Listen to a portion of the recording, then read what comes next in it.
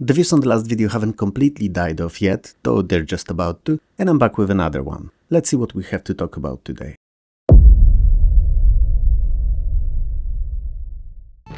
Despite looking like a late 16-bit turn-based role-playing, judging by the screens only, Little Monk is a Taiwanese top-down arcade shooter, and a pretty decent game at that if I say so myself. And I do, so there's that. If it's said in the video, it's gotta be the truth. Everyone knows that. Fact. Don't quote or fact-check me on that though. The protagonist that you're playing as is a little bold Shaolin monk. Technically speaking, being who he is, he should be doing all his fighting with fast and deadly kung fu moves. It's not the case though, and he's firing various projectiles big and small, left and right like a little Shaolin badass that he is. He does look eerily similar to Krillin from Dragon Ball Z though, so I just can't escape the feeling that he should be throwing punches and uppercuts and not shots, but whatever. It's a me problem and not something wrong with the game. Anyway, you'll be traveling the land, fighting various animals and mythical folklore Chinese creatures, so bees, boars, bats, dragonflies, ghosts, and many other that I cannot even try to pretend to understand the genesis of. Then there are bosses, which are huge, often nearly as big as fourth of the screen and even more imaginative than the regular baddies. For instance, gigantic skeleton drunk who turns into what looks like a ball of yarn to move between the spots and throws green ice at you. Yes, ice. And I have no proof that he's drunk other than the bottle that he holds onto like he would to his life. Or Black Bear, rolling on a barrel as if there was no tomorrow. Weird stuff, man. There's a ton of them. There are obviously various power-ups, special weapons, bombs, or even limited-use spells scattered around the game world for you to find too, so exploration and discovery is well rewarded.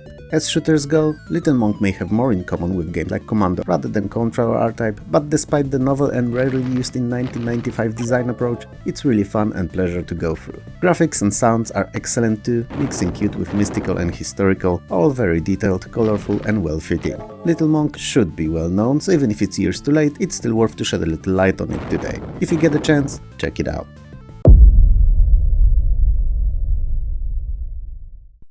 Livingstone II is a sequel to much more well-known and popular first game, Livingstone, I presume. It starts directly after the original and it's also a 2D side-scrolling platformer, giving off very strong Indiana Jones vibes. There's one thing that's different though, and it basically changes everything from the original. In the first game, where you look for the Dr. Livingstone, at the very end, in a cliffhanger moment, you learn that the person you found was not in fact him. The second, this game, starts with you being found supposedly at the end of the first one by said adventurer and playing as the Doctor now. Continuity is not Livingstone II's strongest suit, it seems. Let's be clear, it's not very important gameplay-wise, but kinda breaks the plot if you care for this in your platformers. Anyway, this time you have to find the ancient treasure hidden in the ruins of the heart of the African jungle and then escape it. The jungle, not the ruins. Though they are in the jungle, so them too, I suppose. Once again, you're armed with a whip and a pole to help with traversal and can pick up other weapon and non-weapon objects. The latter is useful in various puzzles during your adventure. Jungle, as they tend to be in video games, is full of both animals bent on killing you seemingly for no reason and traps popping up from everywhere. Granted, I've never been to a jungle, so perhaps that's an accurate representation of reality, I'll probably never know.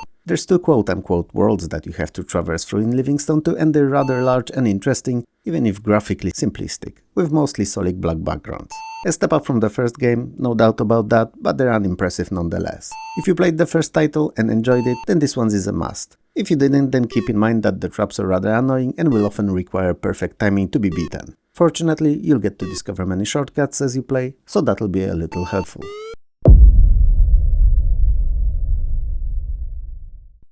Lorna is a side-scrolling action-adventure arcade sci-fi fantasy beat-em-up. I know, I got lost half the way too. A lot of words to describe the simple concept you see on the screen. Lorna is based on the popular Spanish graphic novel by Alfonso Aspiri and portrays a skimpy-clothed heroine shaking booty and kicking ass. Not necessarily in that order. Either way, in Lorna you have to stick to tried and tested beat-em-up formula of if it moves, mow it down. And if you will also succeed. You can engage enemies in hand-to-hand combat or use your rifle. Although it's worth pointing out that the ammo is limited, so you can't rely on shooting only. Lorna is composed out of 5 stages, 3 of which are beat-em-up brawling bonanzas, and 2, second and fourth to be precise, are viewed from behind the back hoverbike chase levels. They're a nice change of pace, though honestly entirely unnecessary in a game that's not great on its own. It plays slow and choppy, looks rather disappointing, and seems to be placing all its bets on bikini-wearing heroine. which is cool and all, but not enough to save the game with below average gameplay. Interestingly enough, Lorna came out on the Amiga in the same time and looks much better there. Sure, it's largely unimportant as it's the same disappointing experience, but if you really have to check it out, better do it on Commodore's system. Now that's how you end a game preview in DOS-centric video, by saying that it's better on another system. I'm a pro. I'm Batman. Yes you are. So we're a pro and Batman, the dynamic duo like no other.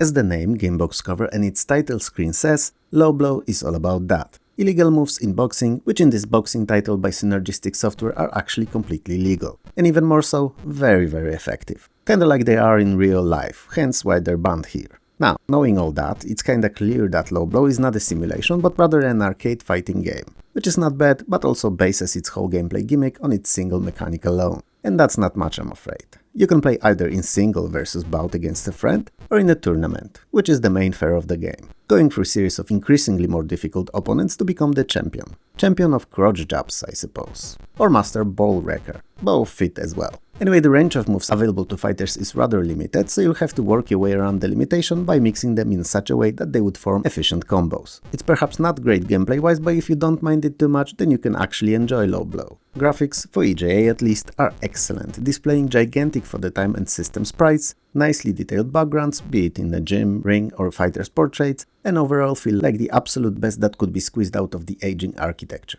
Sounds are not great and not worth any attention here really. So yeah. To summarize, Low Blow, if approached while keeping in mind that it's an arcade game and with the right mindset of not expecting too much, can actually be fun, especially if you have someone else there with you to destroy. Alone or when having too high expectations, based on screenshots alone for instance, the way we used to often judge games back in the day browsing Gaming Mags, it would quickly crash and burn in confrontation with what it offers in reality. It's not a bad game, but it's definitely not a good one either. It's, well, a game.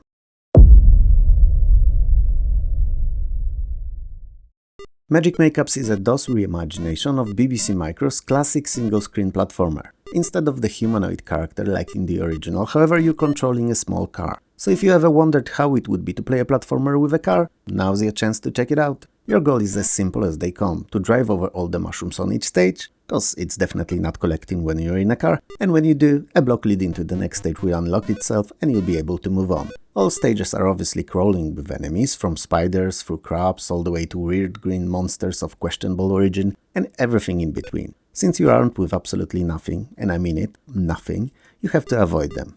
And they're pretty crafty bunch, cause while some are stationary and only move on a preset path, others will actively chase you if you get within their aggro range. Anyway, having to avoid the enemies is a bit odd, cause you're in a car after all, and they're all in most cases just small creatures that you should be able to easily drive over, but whatever. Perhaps it's a hidden lesson to avoid driving over pedestrians, whether they're human or not. Anyway, like I said, you gotta avoid the bodies and jump between the platforms to get to hard to reach spots. Also, if you've never seen a car using a ladder, it's another little new thing you'll get to experience in Magic Maycabs. As you do all that, it's crucial that you quickly learn how to gauge your jumps as reach, as if you misjudge them and start falling and it's from anything higher than few blocks, you'll die. Or, well, crash and die. Depends how you wanna look at it. I don't think the order is important, outcome is though. All levels are timed, and while in the first bunch it's irrelevant and something you may very well overlook, the further you go, the more challenging they will become and more prominent the time limit will feel too. Graphics and sounds, as you see and hear, are not great, but gameplay is pretty fun, provided you enjoy those more classic than Mario platformers, those that originated in the arcades in times of Joust, Arkanoid or Centipede.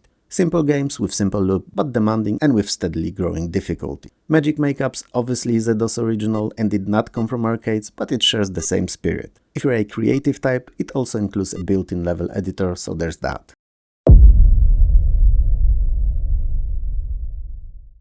Magic of Endoria came out in 1994 on PC and C64 of all platforms, and it's the same game that plays a bit different, but I'll get back to it in a minute. The game obviously takes place in the kingdom of Endoria, gods of which, seeing the evil of men, decided to abandon it, morphed into crystal shards and hidden in the underworld to lie there in eternal slumber. In time, eons later, learning about it, two rival archmages, magical badasses extraordinaire, take upon themselves to locate the shards and take their power. Magic of Endoria is a very unusual for the time strategy title that's a little similar to the Dungeon Master games. You build a dungeon, or more likely dig in the underworld, creating dungeon in the process. So, to sustain this operation and your search, you'll have to build, manage and defend your mines. You'll be hiring differently specialized employees of various fantasy kinds, folk like mine workers, oilers, craftsmen, researchers and warriors. They all get experience as the time goes by and require payment for their services. So while digging corridors, rooms, filling them up with traps and trying to research new tools and weapons, you'll be also earning riches to keep your workers content. And fighting too, obviously, both offensively going for the opponent's mines and defensively on your own turf, so to speak.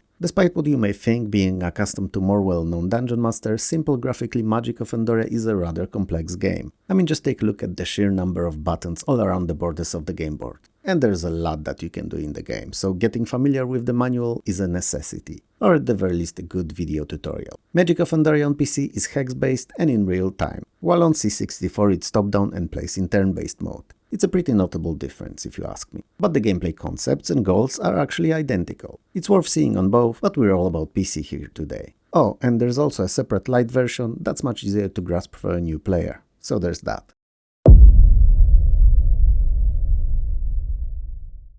It's not a rule, obviously, but I feel that many of those games, those that came out in the second half of the 90s or even early 2000s, were either very polished and released by a few big studios that still haven't moved to Windows, or conceptually interesting titles by small teams or even singular creators. Often pretty simple in terms of presentation, but either mixing known genres in a fun way or doing something no one's done before. Operation Carnage clearly falls into the latter category. It's not a big game, but it's unique, fun and action-packed. Aliens attacked the Earth and took over, and now use us as food for their souls out of all things. So, a delicacy, but either way you look at it, we're cattle. So you, not being able to take it anymore, dust off your gear and gun, suit up and set off to rid the world of the alien scum. I mean, it was you or Man-Bat, and if I'm to be honest, I'm not sure he'd be able to fit in any of his bat suits the way he's eating now.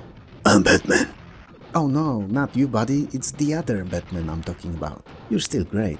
Anyway, before he puts the two and two together, Operation Carnage is a top-down arena-like shooter where you mow through thousands of fun and unique enemies fighting for Earth's freedom. The game is divided into 8 sectors and each of them into smaller rooms/arenas. When you defeat all the aliens in the arena, a door opens up to another. In the last room of each sector, you fight a boss, which is usually either a huge alien or an alien ship. Naturally, as in most shooters, there's quite a few weapons and upgrades you'll find on your way, things like a machine gun, plasma gun, fire gun, so different guns, you get the point. Scatter bomb, extra energy and so on and so on and so on. There's a lot of this, is what I'm saying. And as Smash TV-like shooters go, Operation Carnage is really cool, and if you like this, do yourself a favor and track it down.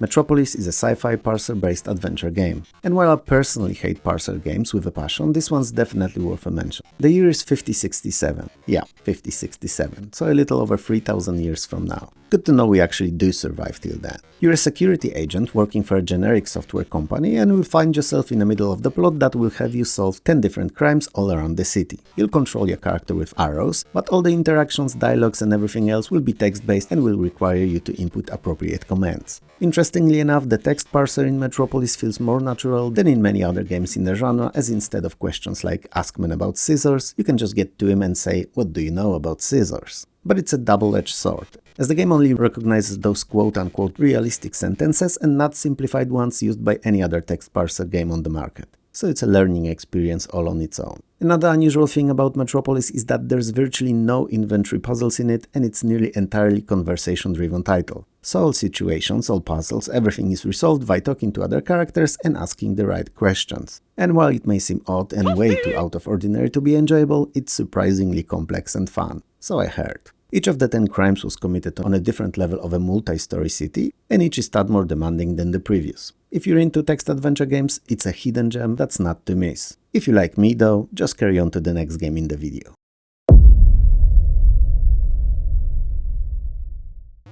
Even though Oberon 69 sounds like a funky position from the book of all books, the one I'm talking about here today is utter crap and deserves to be forgotten. Here, I said it. Go to town in the comments below if you feel that's necessary. It is also a flip-screen sci-fi action platformer, and while it's an interesting mix, Oberon itself is not great. Story-wise, in a distant future, the air became unbreathable on Earth, the world was slowly turning into that desert, so we've ventured into space to build our cities there and most importantly to survive. and for the most part it was not a bad plan. Settlements spawned left and right, and we seemed to be on the right path for saving our species. But on one of the colonies, the titular Oberon, an unknown ancient life form just awoken from a long slumber, and it seems to be hella aggressive, attacking the population and decimating it.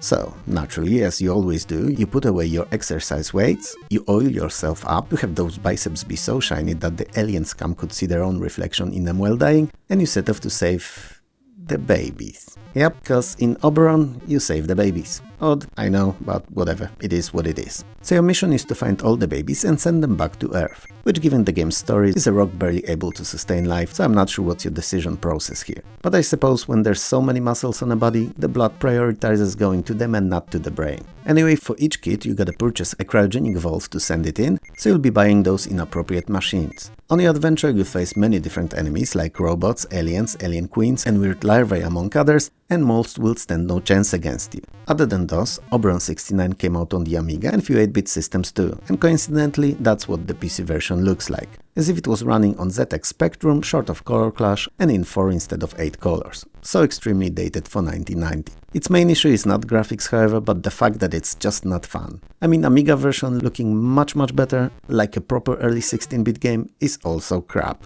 Because if you paint a crap in rainbow colors, it will still stink of poo.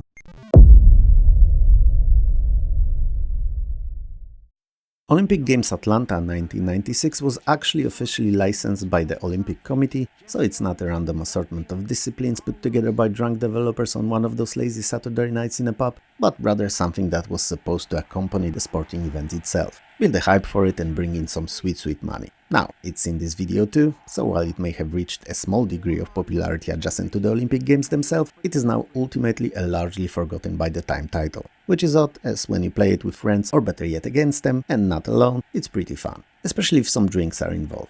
Non-alcoholic ones obviously, as I wouldn't like to tickle the hairy underbellies of the YouTube overlords in the wrong way after all. Wink wink nudge nudge. So, Olympic Games is a 3D multi-event sports game conceptually similar to Epic's classics, but using modern at the time presentation and then current system capabilities to their fullest. It can be played in an arcade mode or in the Olympic-style tournament, going through all events, which is definitely more fun. It features 15 different disciplines and there are 100 and 400 meter sprint, 100 meter crawl, javelin, hammer and discus throw, long jump, triple jump, high jump, pole vault, fencing, rapid-fire pistol, weightlifting, archery and skeet shooting. Quite a selection of events, right? Another submission of the incredibly annoying long-running events that were for whatever the reason very popular in 8-bit sporting games is truly appreciated. BBC Radio 5's Alan Green provides the commentary, and overall, while not fantastic, the gameplay is fine and with friends around can be a blast. Sure, the early 3D may not look great today, it's rather crude in fact, but it's not hideous and shouldn't detract you from playing. I wouldn't suggest going at it alone, but as a part of a gaming night with buddies, it's a definite highlight. I'm really happy with today's selection, even if I don't like all of the games in it, but they're varied and interesting and that's always fun. But did you know of any of these? Or are they all new? Let me know in the comments below. If you liked the video, hit those like and subscribe buttons below. If you didn't, well then there's thumbs down there too. But I suppose you wouldn't have persevered up to this point if you really didn't. Around 60% of you are not subscribed and there's currently no way of knowing if YouTube will decide to recommend you the next episode or not, other than subscribing and hitting that bell, that is. And when you hit that bell, whenever the new video is out, YouTube will actually send you a small and friendly notification about it, so you wouldn't miss it. If you'd like to support the channel, Patreon and YouTube memberships are a great way of doing so. They will help me release better content and also they get first dibs on all new videos before they're publicly accessible on YouTube. If you can't or don't want to do that though, likes and subscribes are great too. I would like to take a moment here and thank all the YouTube creators from whose videos short bits were taken to serve as a background to my commentary. They're amazing and stars among the retro community. You will find names of their channels at the top of the screen when their footage is running and also in the video description below. For me though, this is all, so have a good one and I'll see you next time. Peace.